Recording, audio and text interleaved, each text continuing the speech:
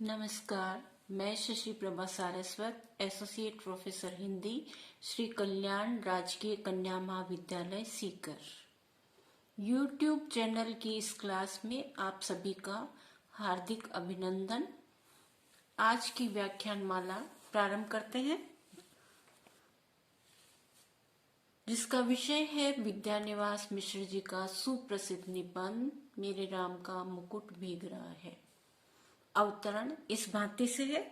मन कितना बंटा हुआ है, मनचाही और अनचाही दोनों तरह की हजार चीजों में। दूसरे कुछ पतियाएं भी, पर अपने ही भीतर प्रतीति नहीं होती कि मैं किसी का हूं या कोई मेरा है।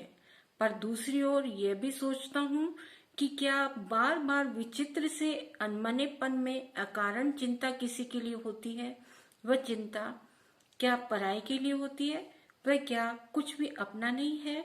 फिर इस अनमनेपन में ही क्या राम अपनाने के लिए हाथ नहीं बढ़ाते आए हैं? क्या न कुछ होना और न कुछ बनाना ही अपनाने की उनकी बढ़ी हुई शर्त नहीं है? पर घास की महिमा अपरंपार है। उसे तो आज वन्य पशुओं का राजकीय संरक्षित क्षेत्र बनाया जा रहा है। नीचे ढकी हुई राह तो सैलानियों के घूमने के लिए, वन्य पशुओं के प्रदर्शन के लिए, फोटो खींचने वालों की चमकती छवि यात्राओं के लिए बहुत ही रमणीक स्थली बनाई जा रही है।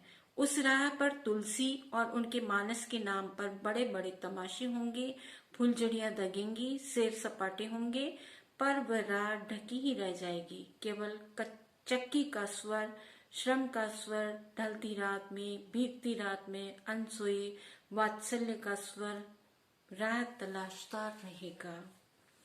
पंडित विद्यानिवास जी मिश्र द्वारा लिखित इस निबंध में लेखक ने बताया है कि संगीत सुनने गए अपने पुत्र व एक कन्या के देर रात तक घर नहीं लौटने के कारण चिंतित लेखक के मन में नाना भांति के विचार आते हैं।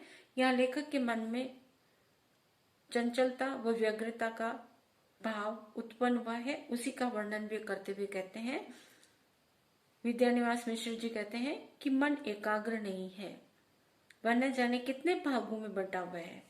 यह मन को अच्छी लगने वाली और अच्छी न लगने वाली दोनों ही तरह की हजारों चीजों में बंटा हुआ है। दूसरे लोग चाहे कुछ विश्वास भी कर लें, परंतु अपने स्वयं के भीतर ये विश्वास नहीं होता कि मैं किसी का हूं अथवा कोई मेरा है। परंतु एक विचार मन में यह भी आता है कि यदि ऐसी स्थिति ही होती कि मैं किसी का नहीं अथवा कोई मेरा नहीं, तो फिर किसी अपने के लिए क्यों बार बार उदासीनता में अनावश्यक रूपेण क्यों चिंता होती रहती है?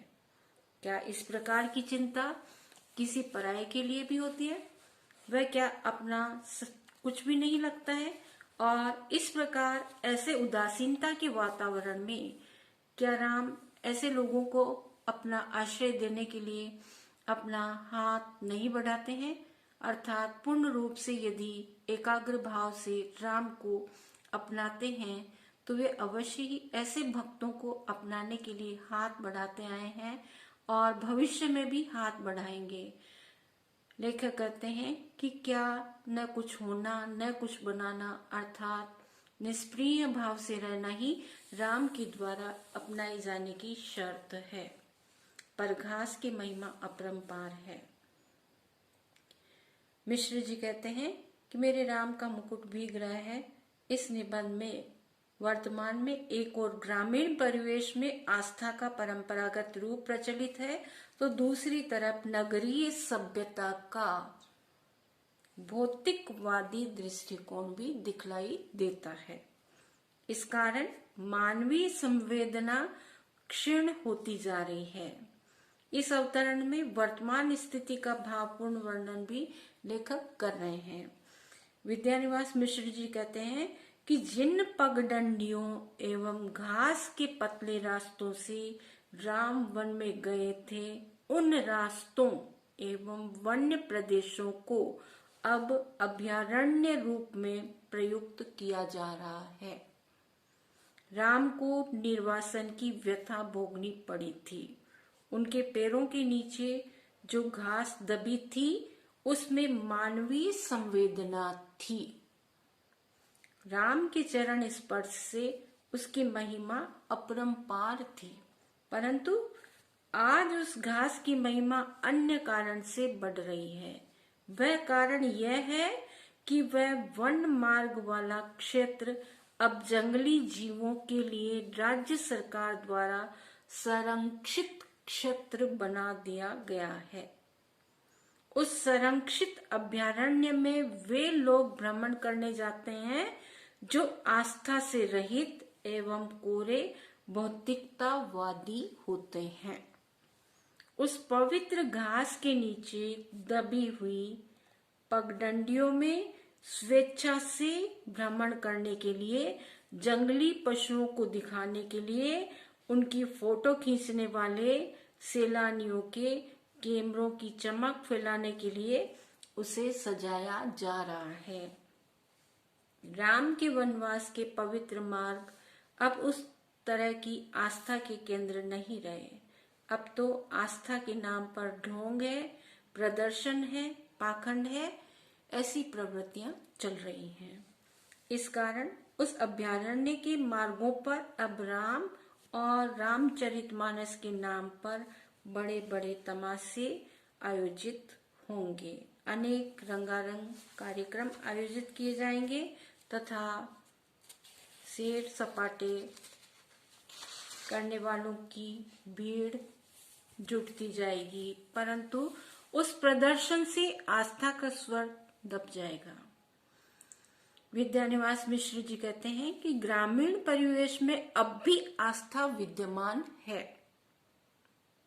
इस कारण से माता कौशल्या की ममता के समान अब भी चक्की चलाते समय, ढलती रात में काम करते समय, रात में वर्षा से भीगते समय अथवा अन्य अनेक क्षणों पर ग्रामीण स्त्रियां मधुर स्वर में मोरे राम के बीजे मुकटवा गीत गुनगुनाती रहती हैं।